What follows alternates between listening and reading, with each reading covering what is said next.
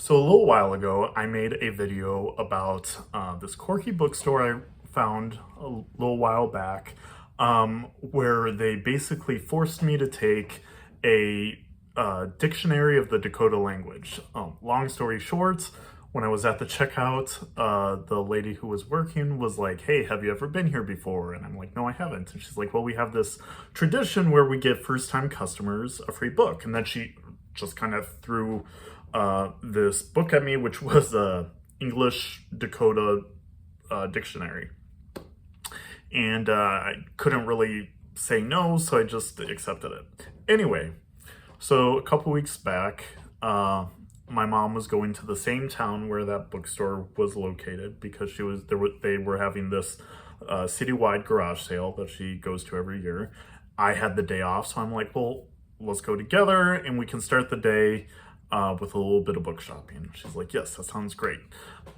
So we get there and we walk in, and the same lady who was there the first time was there again. And as mom and I walk in, she greets us and she's like, "Hi, have you ever been here before?" Knowing what was coming, I emphatically said, yes, I have been here before. Um, Mom, however, said, "Well, no, I haven't been here before. This is my first time." So the lady goes out of her way to start talking to mom about her interests. What do you like to read? What subjects are you interested into? All this different stuff. Side note, she did not do that for me the first time. When I was there before, she just said, "We have this tradition," and then just kind of threw this random book at me. And when I tried to tell her that it was not a book that I would find useful, she's like, "Well, just take it anyway." So anyway, she goes through this whole process to try to find mom a book that caters to what she's interested in. And after they finish that, she just starts talking to the both of us as we're looking through the shelves and whatnot. Where are you from? What do you do? All this different stuff. And and she was very talkative. Um, so mom and I were half browsing the shelves, half chatting with the lady at the desk. And after a little while, she comes up and she hands me a book and she's like, "Hey, I've been thinking about what we've been talking about, and I think this is a book you would really like." And she hands me a copy of "I Am Malala," which is a story about this Pakistani girl who stood up for education against the Taliban. And I'd heard of it before. It really does sound like a good story. It's something that I probably would have read anyway. So I'm like, "Thank you. This is lovely." Um, um, Fast forward a little bit, and there was a book that came to my mind that I've been looking for over the past while. So I asked her, "Do you have this book?" And she's like, "Well, let's go check out this section." So we go there and we can't find it.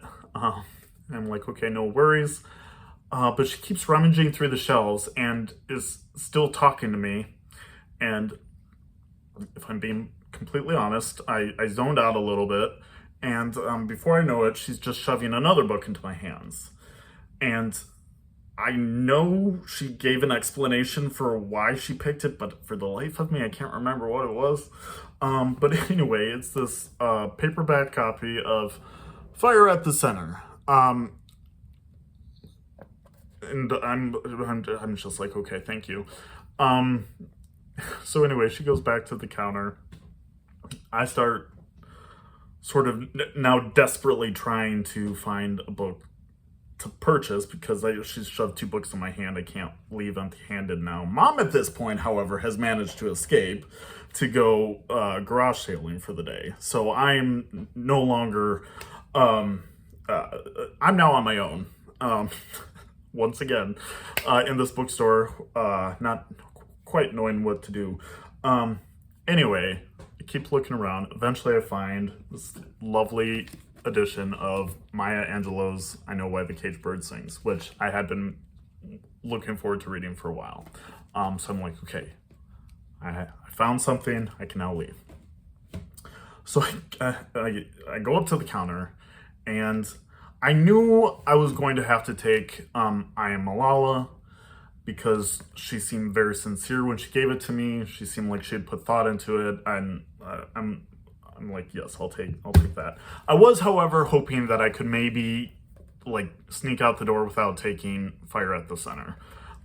So when I'm up at the register, I just kind of slide it across the counter. I'm like, you know what? I think I might leave this for somebody else. And she picks it up and she puts it back on my other two books, and she's like, nope, those two were gifts for you. I'm like, okay. So I pay for my one book.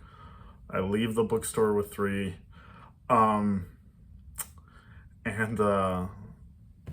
that was my second time leaving with books that I didn't plan on leaving with. So anyway, if anybody has been dying to read Fire at the Center, which I'm told includes a Tyrannosaurus Rex who's a king in a world out in outer space a million years before Earth, give me a shout.